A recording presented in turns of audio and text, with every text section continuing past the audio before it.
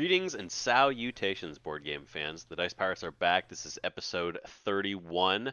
I am, of course, your host, Ian, joined by Aaron and Matt. We do apologize for the week delay. Unfortunately, Matt has been sick with the scurvy.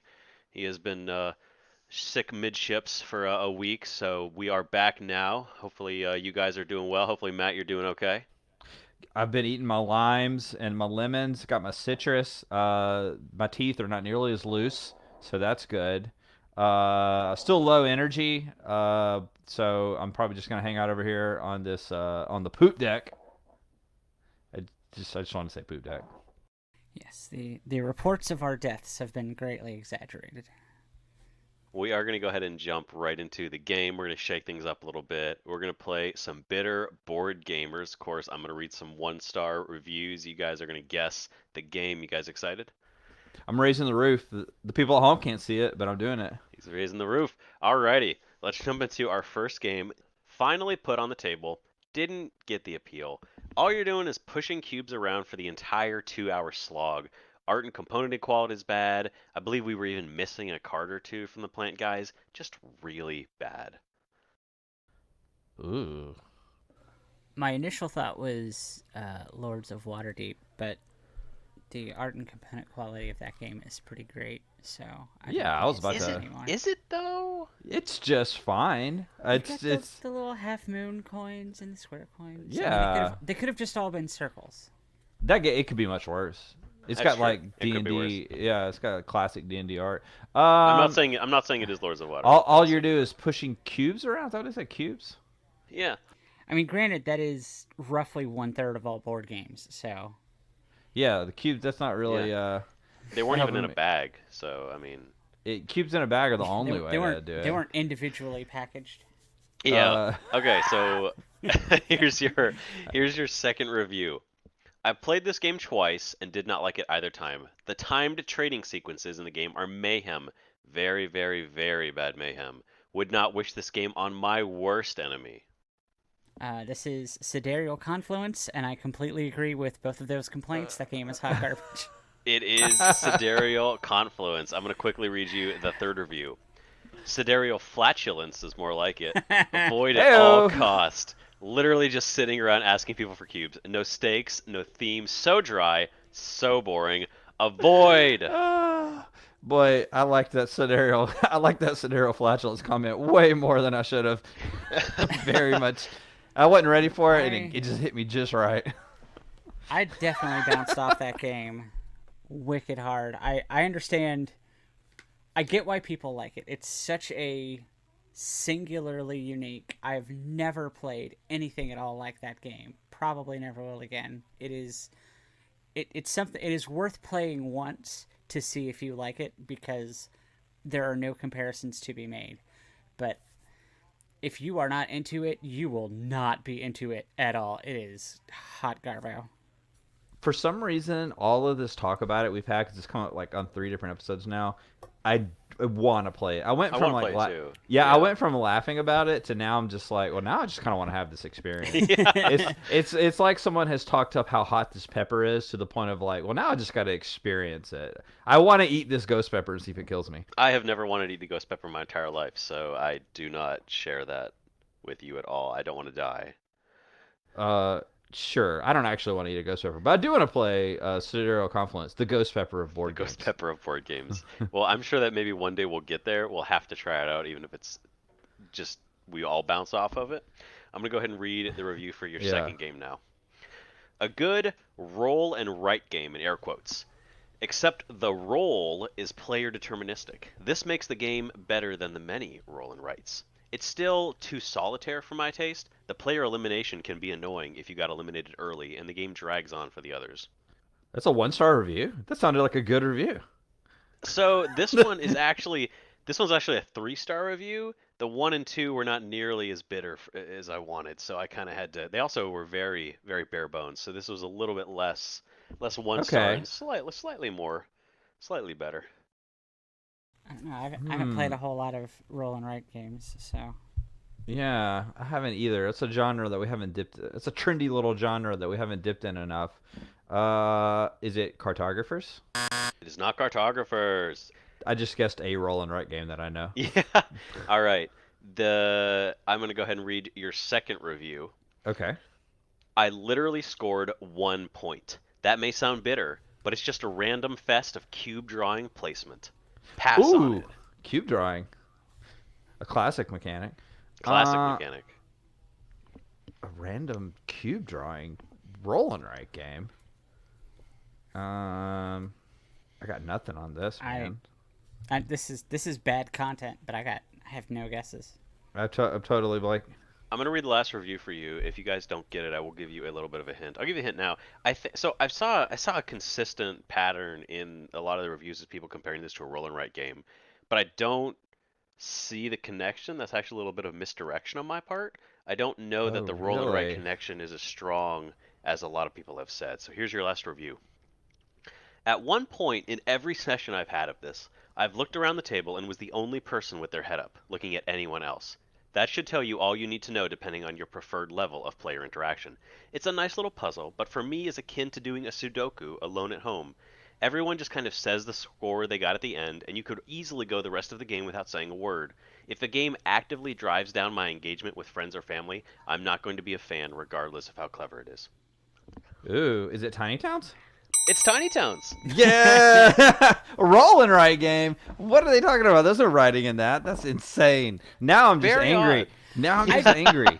I a little bit get the comparison, but yeah, I'm surprised that doesn't have more vitriolic reviews. Yeah, because I feel like anything that popular. So that was surprising to me because Tiny Towns is a game that I feel like every time we play, especially with larger player counts, and Matt can attest to this, brings out the vitriol, brings out the spite in everyone because somebody just keeps picking glass, and it gets so fresh. Now we are gonna. This is a game I want to talk about. I am gonna bring this out later, so we'll get to really dive into this. Okay. But this is actually going to tie into my soapbox, which is kind of more of a discussion for us because I feel like the end of this was really interesting because it was talking about how if a game drives engagement away. I don't agree that Tiny Towns drives engagement away, but it is interesting for me. Like if you have a game that I know that multiplayer solitaire is sometimes a controversial term, but for lack of a better word, a game where you're not actually interacting with people, you're just sort of sitting around a table doing things. Is that like how do you feel about games like that? Is there a place for those games? Like especially like board gaming is such a social thing. Like when you have a game where everyone just doesn't talk to each other, everyone's just fully focused on what they're doing, and when the things that you're doing on your own board don't affect anybody else, is that as good as something where you actually do get to engage? I mean, it's the opposite of like Sidereal Confluence. I have a beef with this concept. It comes up a lot. There are definitely games with less player interaction, but I don't know if I have personally ever played a board game with no player interaction, right? Like so I guess it's being a little bit it's splitting hairs a little bit. But when people talk about games that feel like multiplayer solitaire, there actually isn't. I don't believe there is actually such a thing. Even a game like Villainous, which is, in my opinion, the closest you get to this because everybody has such distinct individual game experiences happening when you play Villainous. There are still moments when the other players can do something to like muddle up your plans. So I don't know. I don't even know if I agree that this is a real problem. I feel like this is more just, there are games with less player interaction and there are games that like thrive in player interaction. I can see where if you are the type of person, like there are a lot of games, like my main game group right now, they really like games that have fighting. And if the game does not have fighting, even if it is a well-designed, competently put together, like if it is a game that I really love, if it doesn't have fighting or the fighting isn't good, it sits a lot lower for them just because they're not fighting each other. So if you are the type of person who like, you want to go into a game and I want to mess with what you're doing, I want you to mess with what I'm doing, I want us to be competing for scarce resources, I can see where, something like Tiny Towns where it's almost pastoral. It's a very calm, you pick the thing and then everyone does their thing with the same. There's no player-driven conflict whatsoever mechanically. Now, yes, Matt will absolutely get mad at me for picking glass for the third turn in a row. Yeah. But that's not that's not the game effect. That's just the table effect of it. So I can see why people don't like those sorts of games, but at the same time, I mean, not to go all like different strokes for different folks. Yeah. But like, there's room for those games too. Like, I can have a lot of fun looking up at the end of the game and being like, oh, you did that. Oh, cool. Okay, cool. And then I did that. Just comparing strategies at that point. I mean, those kind of games have been around for. I mean, like think about like a lot of roll and writes are essentially like kind of multiplayer solitaire because you're rolling dice. Like realistically, the other people, not all roll and write games, but a lot of those games, the other people could not be at the table. I mean, think about Yahtzee, as a game. I mean, realistically, the other people don't even need to be there. You can play Yahtzee by yourself. But why would you play Yahtzee by yourself? Like the original roll and write. Like that's you roll the dice, you choose what you do on the board, and you're there to experience it with other players. But I guess like you said, it obviously depends on what sort of social interaction you want. But it is interesting to have such a different like variance in how you just interact with other people on the board. Most of the games that are accused of like being like multiplayer solitaire games are games where you're building and working on some little thing by yourself. And sometimes I'm really like up for those games. I actually, as we've been talking about this, I realized that a lot of games that get accused of this, I really like. Sagrada, Azul, other games like this that are kind of just about, I guess maybe even like Castles of Burgundy. Games where you have a little tableau where you're arranging your little thing to yourself, and you're obviously competing with other people, and there are moments of player interaction, but for the most part, you're just kind of solving your puzzle and doing your thing, and that can be really satisfying. I find games like that with my personality type when I play, I'm not hyper competitive. Sometimes I just like I'll lose a game like that, but be very pleased with like the thing that I made. Where it's just like, look at my little pattern. That was fun. Or I accomplished the little hidden goal that I had in Sagrada, and I didn't win, but I got all of these like blues in a row. And look at that. That made me feel good. So you still get the little endorphin rush of like doing a thing. I don't get that like constantly needing conflict. Sometimes I'm very there for that. Like, yes, let's definitely play this huge war game and let's fight it out. But sometimes I'm just like, man, I just want to arrange some little tiles on a little tableau. I do like that a lot. That's become those kind of games have become my wife and I's go-to for just a quiet night together. We'll play like a game of Calico or something like that. So there's a lot of space for games like that. Matt, I know you had a soapbox that you wanted to bring to us. Sure, this is kind of a weird one. I was thinking about how I wanted to frame this, but I just had an interesting experience playing a board game the other night. And part of it is I just want to share the game, a fun like play session, but also just kind of like the motivation to play it. I thought was really interesting when I thought back on it. So I played Twilight Struggle the other day, the classic game of Cold War intrigue and conflict from GMT Games. That was long heralded as the greatest board game of all time for many years on Board Game Geek. It's become a real favorite amongst us in the game group. But I had a specific reason to want to play it, and it was a little weird. Watching the news over the past few weeks with Russia surrounding Ukraine and the world feeling like it's on the precipice of war in Europe again, I had this like weird impulse to play Twilight Struggle, which I thought was an odd way. But it made me think of like, what's interesting? It's like, this idea of like game as art and like game fans, like you kind of like go to your artistic medium of choice to like process, what's happening in the world. And like playing Twilight Struggle kind of made me feel like more hopeful really about what is happening, which is a weird thing to say because as you play that game, you work your way through the various historical events of the actual Cold War, which sort of like gradually and against all odds work their way toward peace. That was a really interesting thing about the play experience because you start like playing all these cards about like the thawing of relations between the U.S. and Russia and the election of Gorbachev and the reforms that happened and the peace talks between Bush, and you're just like, okay, this is sort of interesting. It's like maybe it's not all doom and gloom. Maybe there's like some hope. So I felt like my soapbox is like board games can be a little bit of therapy and a way to process the world. So I thought that was interesting. The other thing I wanted to talk about was if you have never played Twilight Struggle using the late game variant, I strongly encourage you to. This game is hard to play through all 10 rounds if you start at the beginning. In our experience, it ends in the earlier mid-war many times, often with a Soviet victory. Maybe we just haven't learned the game well enough yet. It's hard to get over the hump and get into that late stage that simulates the 80s, the 70s and 80s. But there is a setup variation where you set up the look and feel of the world um, as it looked in 1975, right after the fall of Saigon and the U.S. pullout from Vietnam, and then you work your way forward from there, and so you get to relive all these like really interesting historical events, and and you get to play all these cards that we never got to see before.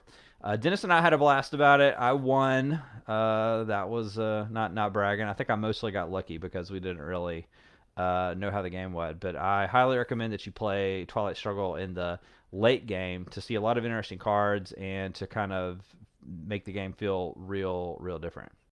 I think what's really interesting about this is that it sounds like the late game variant is something that is included within the game. Like they give you the setup for that.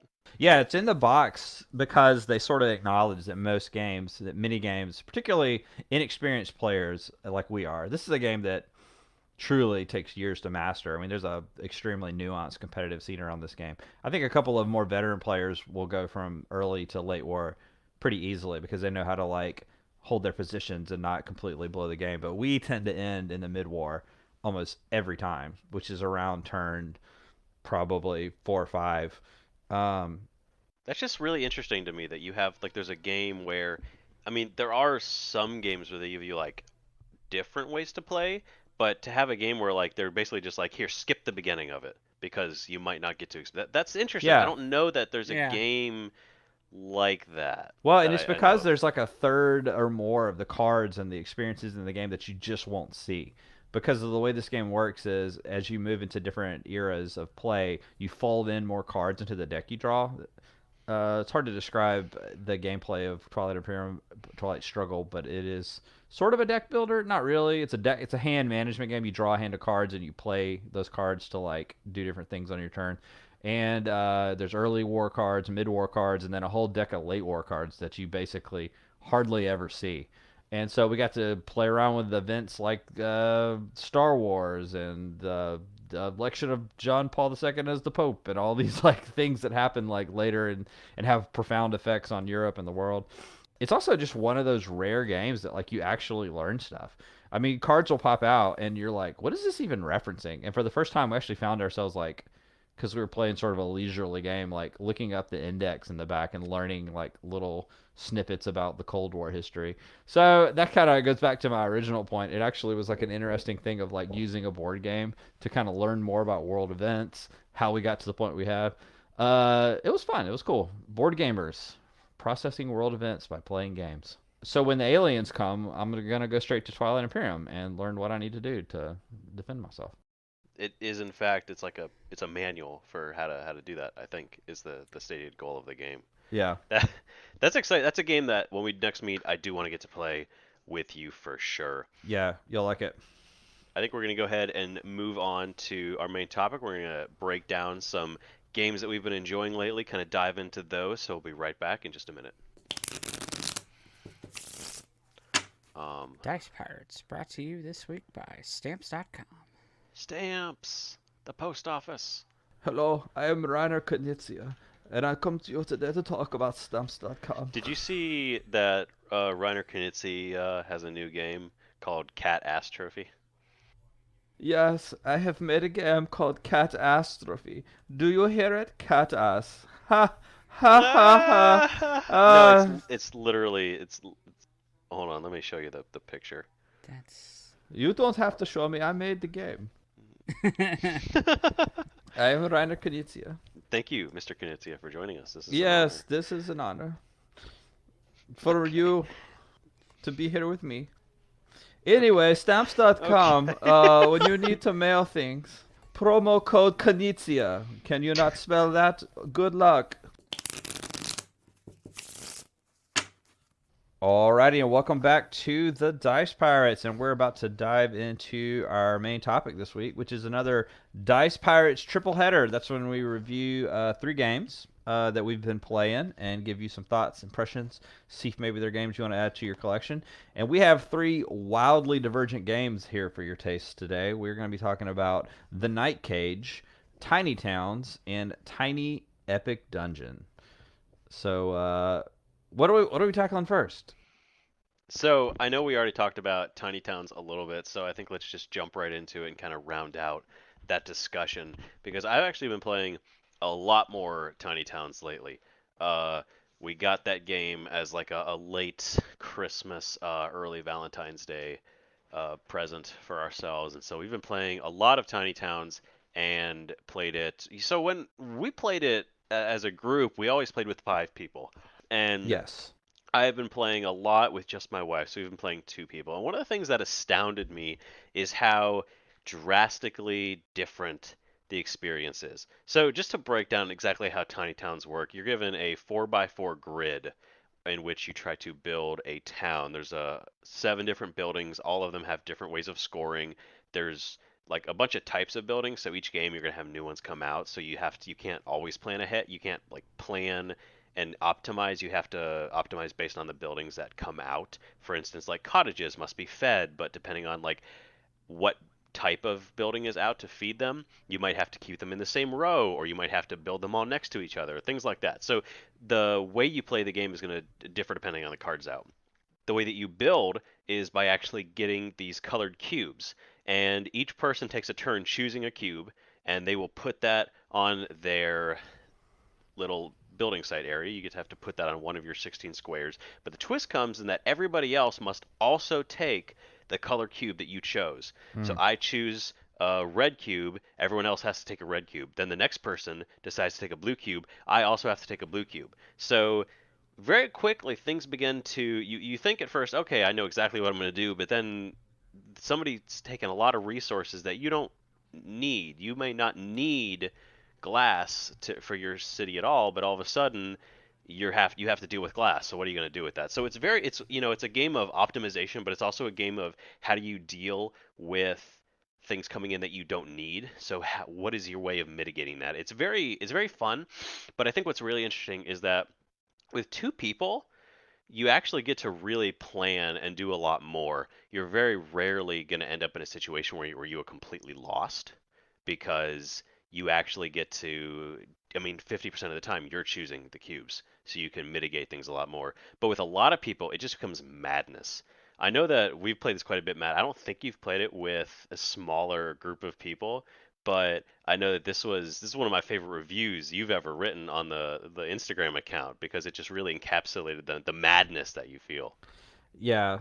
Yes. All right. So I sort of infamously have a love-hate relationship with this game, and everyone makes fun of me for quote unquote hating it. I really don't hate it. It is an absolutely brilliant piece of game design because it combines basically like 2 kinds of like planning. Like you have to be thinking about where you're going to immediately place this resource when you grab it on your 4x4 grid to make the shape you need to make the desired building. And then you've got to think about where you're going to place that building to leave yourself ample room to keep placing other stuff.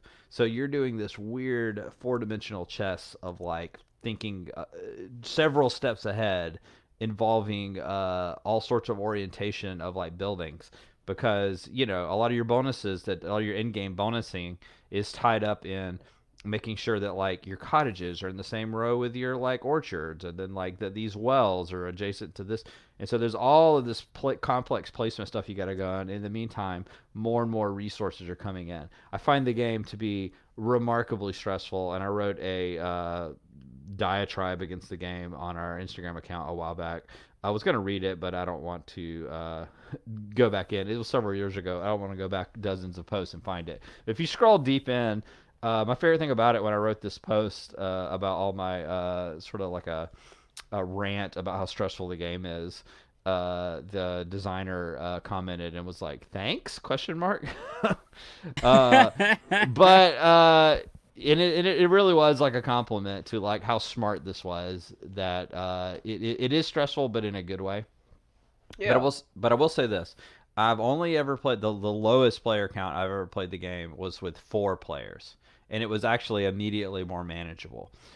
Just because in between your turns, that's just one less extra resource coming in that you got to account for, and so I can totally imagine that playing it 2 players would be much more chill because it's like you take the resource you need, your opponent takes the resource they need. That's one additional resource that you've got to account for, and not 5 or 6 or whatever, however many the max player count is. So I can see this game changing its feel a lot at different player counts.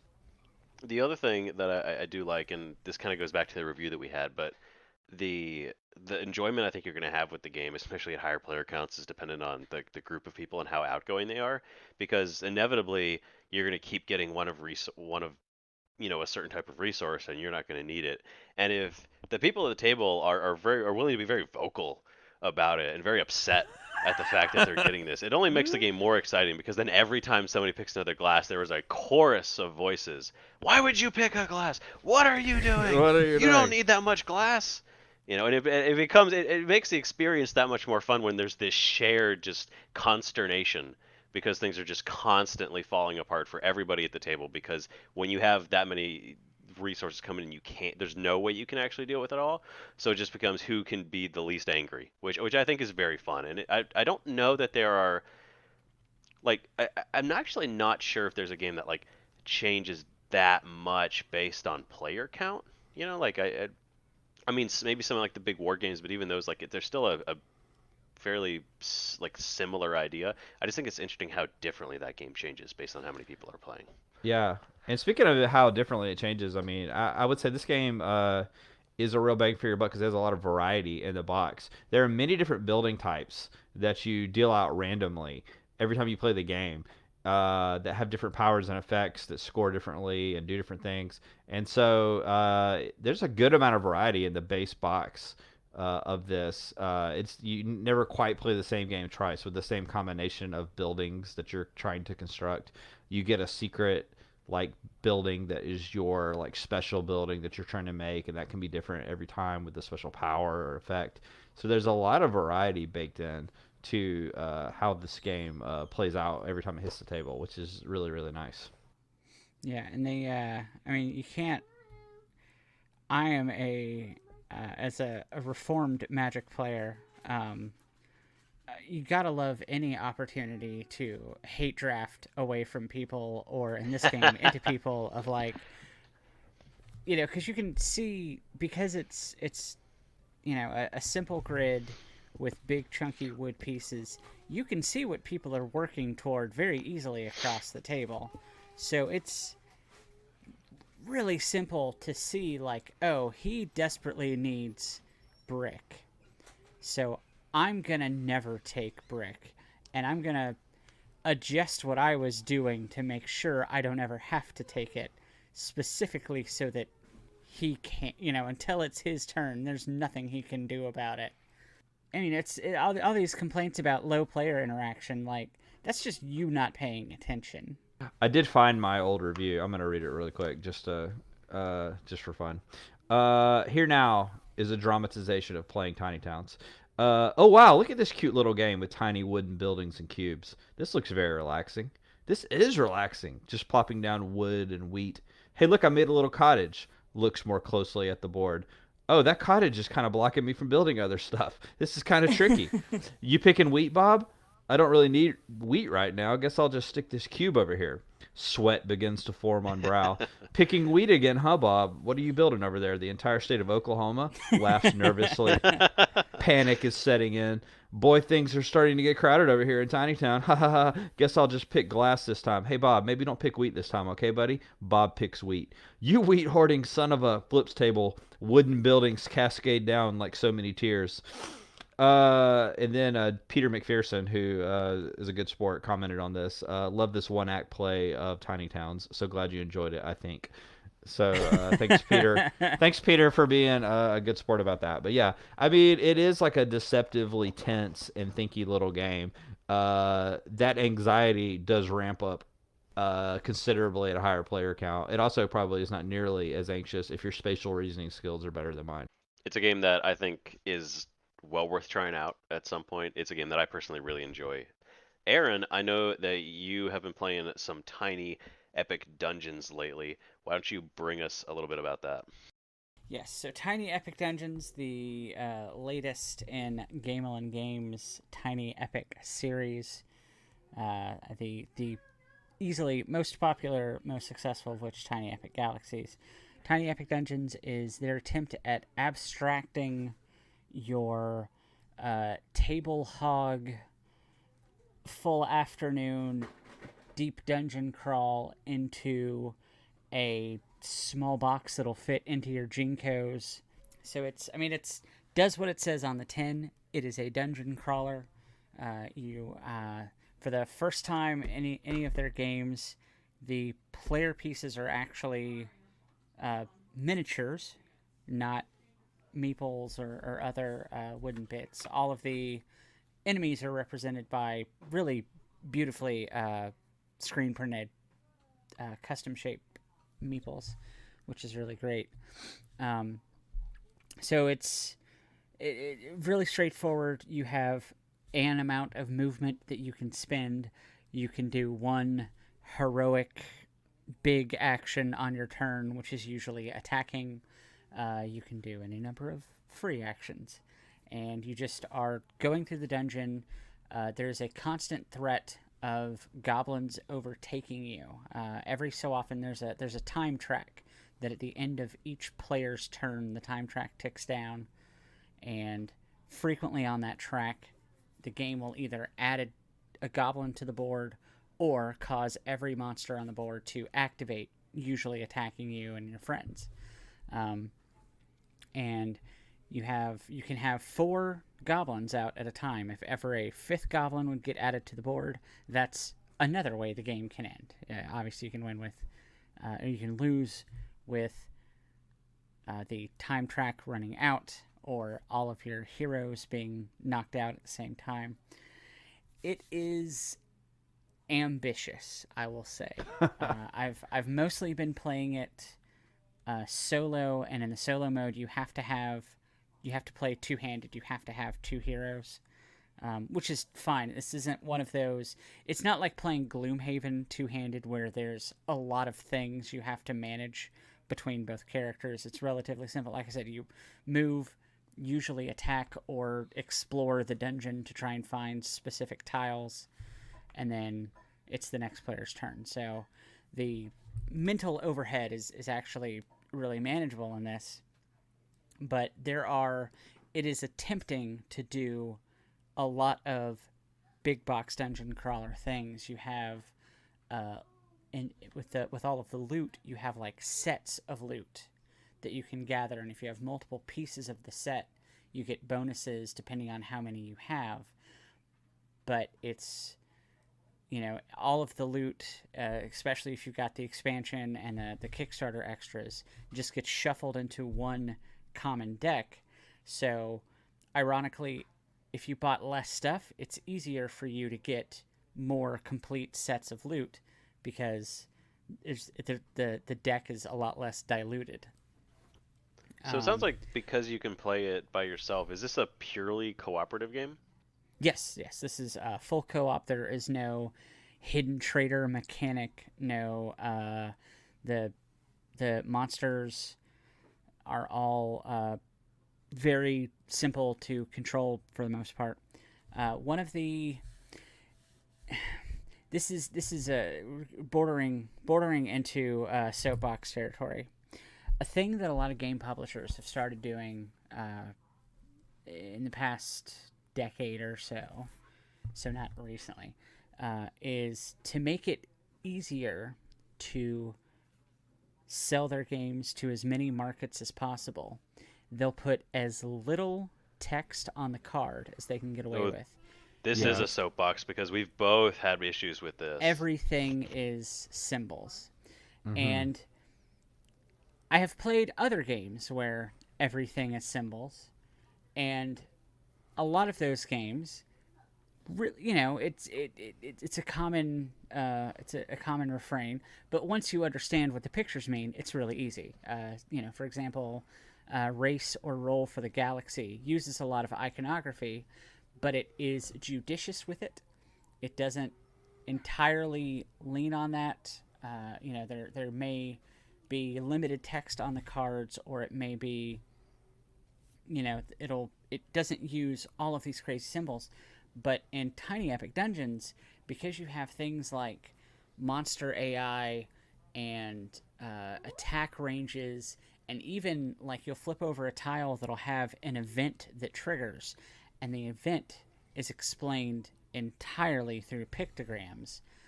And What?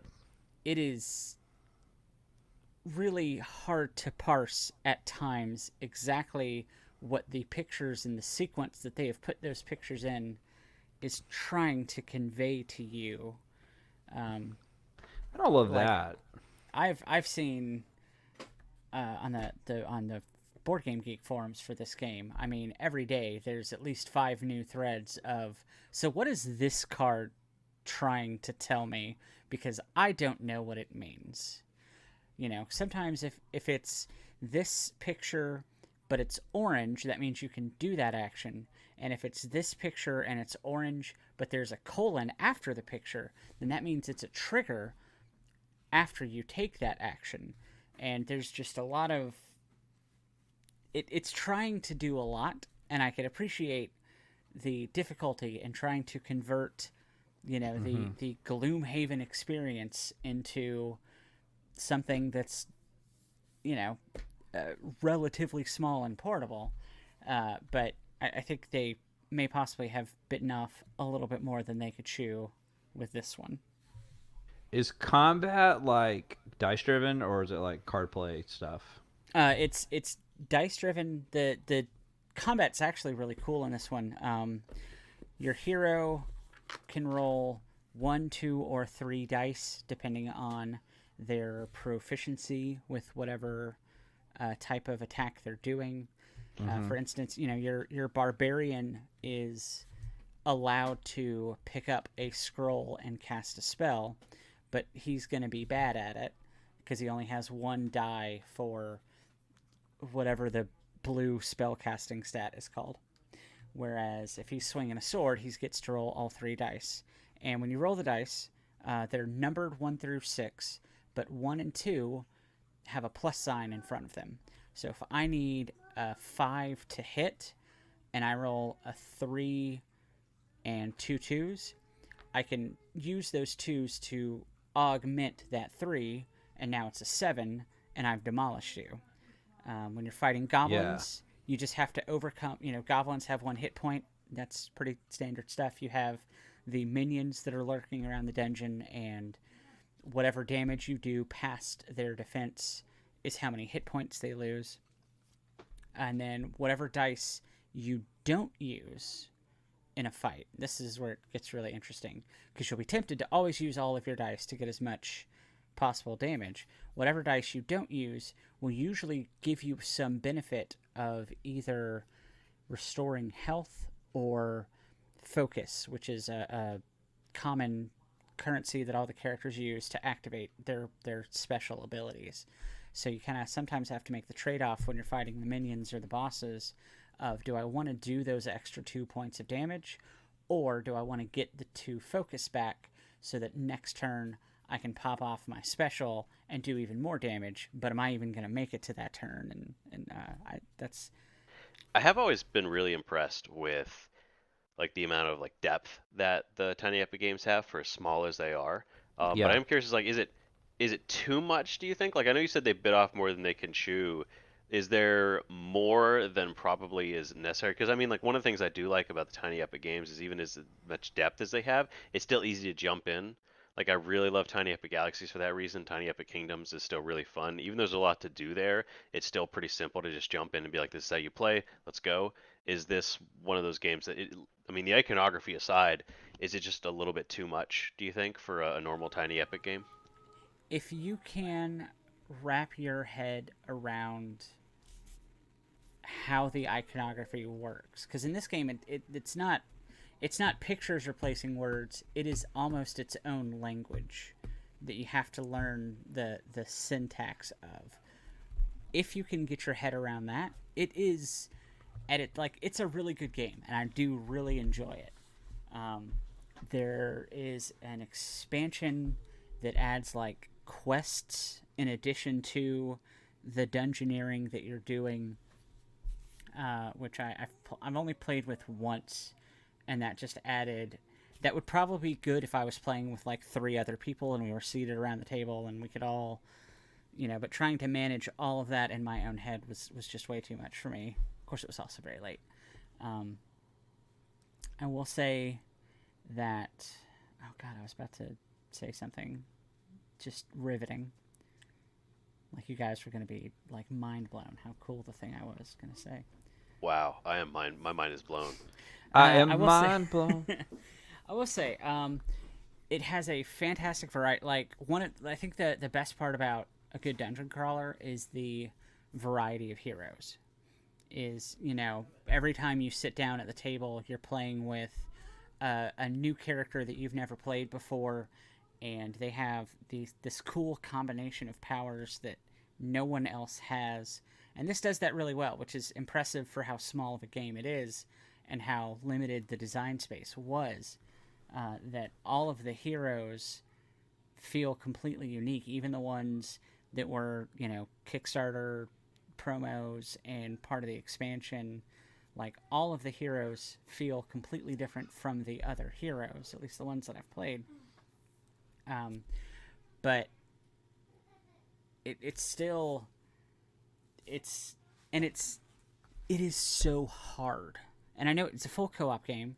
Full co-op games are hard because you're playing against the game. I was going to ask about the difficulty. You don't want to win every time, but the most common complaint that I've seen, other than the iconography, is how wicked impossible this game is at 2 heroes. So 1 player or 2 players.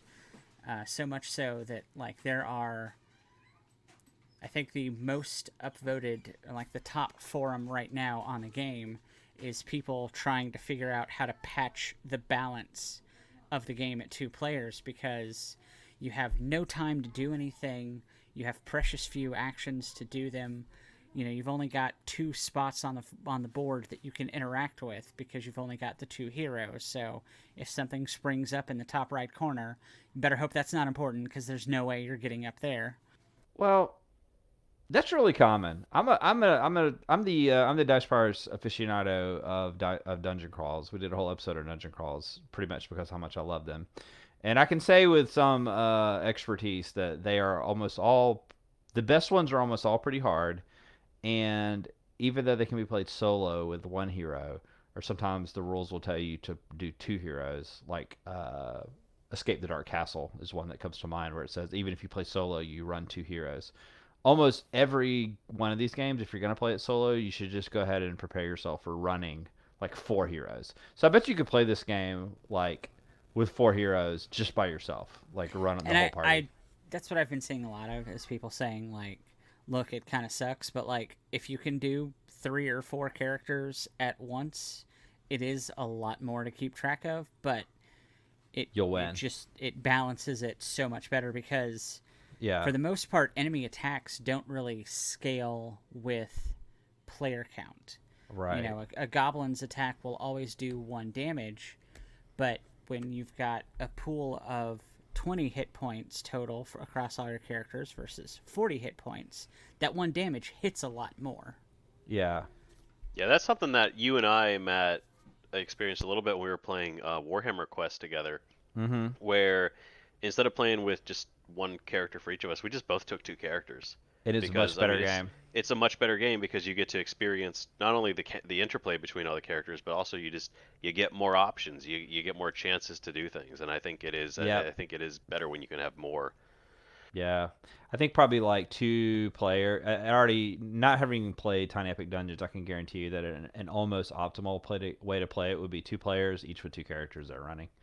Because that would be pretty good. So I guess my big question is, as a huge fan of dungeon crawls, am I gonna like this game? Is there any reason for me not to get this when it finally makes its retail debut? I think you would. I think if you can, I think it would be much better with other people. So Yeah, if you can get it to the table, I think it is a lot of good fun. They did a great job. Basically every tile has something. There are no tiles where you flip it over and it's just a hallway or a room. There's something you can interact with.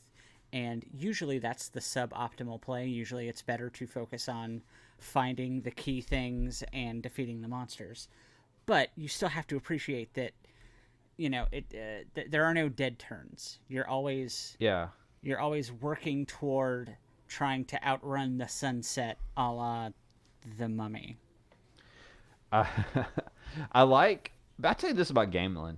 The Tiny Epic thing is tempting to write it off like a gimmick. Like, yeah, you made these games, you made them small.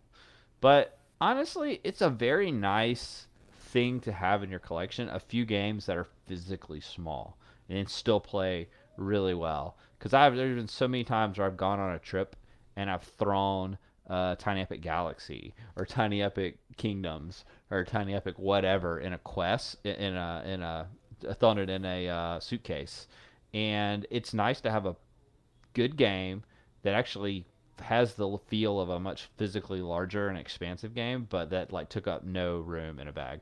So these little tiny epic games actually I think have a great place in almost any board gamer's collection.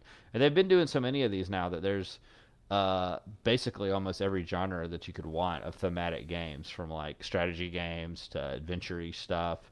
And I was thrilled, like everyone else was, to see them finally tackle the dungeon crawl. I wasn't quite intrigued enough to jump into that overblown Kickstarter, mostly because Gamelin games find their way to a certain online retailer that shall not be named, find their way there pretty easily.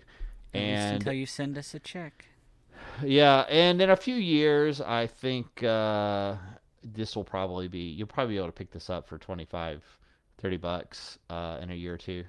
And I think I'll probably wait. But it does look good. I'm glad to hear it's at least fun and a good representation of a genre that I really like. Yeah, like I said, all my complaints, it's just because I've been playing it so much. I really do enjoy the game. There are some issues, there are some things that I don't want to say need to be fixed, but could be improved, that could be better.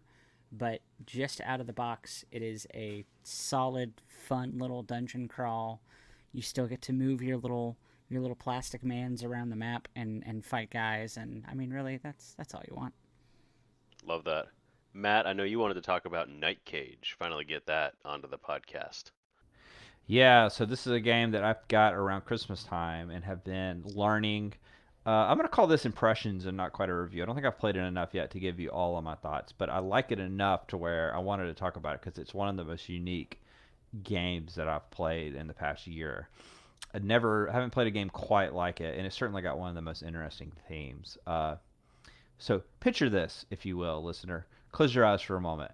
Imagine you're on your hands and knees, crawling through a darkened tunnel somewhere in some labyrinth that you don't know where you got. The tunnel branches off infinitely in tiny little passageways spiraling off into darkness. You have a candle in your hand that is rapidly dwindling down to a waxy nub, and somewhere just outside the flickering light of the candle, you sense that there's something moving, and it's not human. If that sounds like your cup of tea, and if that sounds fun to you, you're going to like this horrible, terrifying game called The Night Cage from the good people at Smirk and Dagger Games, or possibly Smirk and Laughter Games. I don't know. It has two logos on the box, confusingly. This is a game that I saw in a store about a year ago, and the cover to it, which is a hand holding up a candle with this evocative title, The Night Cage, and I just was immediately gravitated to it. As a sucker for theme over substance and gameplay, I was just like, okay, you've got me. This looks crazy. And the minute I saw the game's like weird black and white HR Giger looking art, I was like, okay, I want this. And my lovely wife remembered that I liked it and bought it for me, and it showed up as a surprise for Christmas. I'd almost completely forgotten that I'd seen it. And Yeah, it's really good. It is a cooperative game where you play prisoners in a hellish labyrinth, trying to find your way out of a pitch black, narrow tunnel that is a maze. There are a set of keys that you need to find, and get to a gate. And if you can get all the players and all the keys to a single gate, you get out and you win. Easy peasy. Except for the hook of the game is that you can only see the spaces immediately adjacent to you that are illuminated by this candle. The setup is a modular board where there are tiles that you draw and place as you move. So from your starting tile, you'd have like four visible, like immediately adjacent places to move. And then when you move one step forward on your turn, all the spaces that are no longer adjacent to you immediately disappear into darkness and are discarded. So this means that the maze is actually constantly changing around you. If you were to double back, you'd have to draw a new tile to represent the space there, which means the maze is different. So you're in the middle of an ever shifting maze trying to find these keys and find a gate. It's really, really tough. As long as a tile is illuminated, it is locked into place. So playing with the idea of like maybe not moving or moving in such a way that you can keep a tile you need on the board for as long as possible becomes a part of this strategy of like keeping light, controlling where your light is as you and the other players work together. Um, Complicating things are monsters, or these things called wax eaters that you will draw, and they will trigger and attack you anywhere that they have line of sight of you and can get to you. So they can be clear across the board, and if you move into their line of sight, they come zooming in and attack, and they will snuff out your candle, which means you go into a mode where you're in the dark and you're panicked, and a whole series of things. You have to find another survivor and relight your candle off of theirs. It's crazy. It's hard. It's pretty fun, but very difficult. Co-op games like this. So co-op games are trying to thread a needle, right? A game that's too easy, that you win more often than you lose, are not that fun.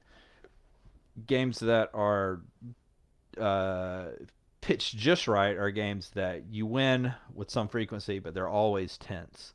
And a few weeks back, I talked about Marvel United on here, which I've decided is a pretty darn good co-op game because I've won it almost every time I've played it, but always by the skin of my teeth, which is about the experience I'm looking for.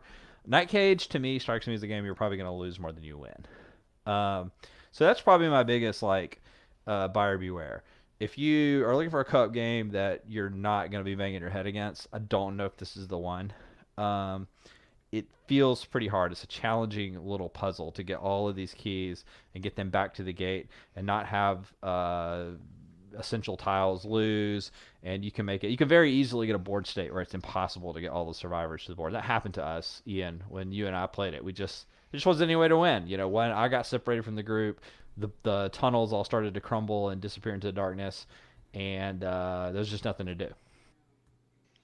Yeah, it's very similar to like the Forbidden Island games and that whole like genre where you're trying to go around and search for various artifacts and find them. And of course, with the difference, like you said, being that they do disappear as you go around, so you have to keep trying. But it is very atmospheric. Like I did really enjoy the experience of playing it. And even though like even the process of losing, like you can kind of like it was very evocative because your character got stranded off to the side and there was no way we could get to you. And even though we were all there and we had our keys and we were ready to leave, unfortunately there was just you were stuck on an island and we just kept searching for you and never found you. It's very bleak, but obviously intentionally so, which I thought was quite interesting because not a lot of games have that.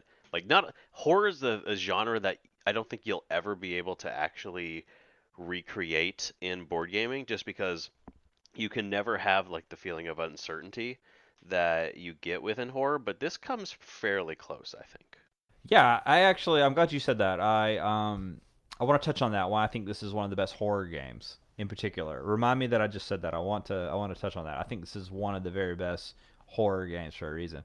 But you lead into why I think this game is worth taking a look at for a particular type of gamer. Even though it's really hard, maybe not the game for everybody and every game group. But if you want something that's deeply thematic, if you like horror stuff, if you like games with a unique art style, the style and the theming of this game brings it over the hump to me and makes me really like it. It's got an incredibly unique black and white art style. It really is on the spectrum of H.R. Giger or something like that. They're very creepy, stylized little humanoid people and monsters. It's all tiles really, and then a handful of like wooden meeples that represent candles that are your player pawn that you move. And then there's some neat pewter like metal keys with skull heads on them that you actually acquire and put in front of you, which is a nice touch. And then my favorite thematic thing is the draw stack for the tiles when you're making the dungeon is a tall candle, and it kind of evokes the feeling of the candle getting shorter and shorter because the game is on a timer. When you've drawn the last tile in the stack and it's over, you reach a phase called final flickers, and you have to get out before before the dungeon just collapses around you and it's over. So it's really really cool. The look and feel of the game is great. This weird theme that they came up with, which is there's no real backstory to like who the prisoners are and why they're in it. It's just like you're alone in the dark and you're trying to get out. I love that there's just enough story there to kind of get your imagination going.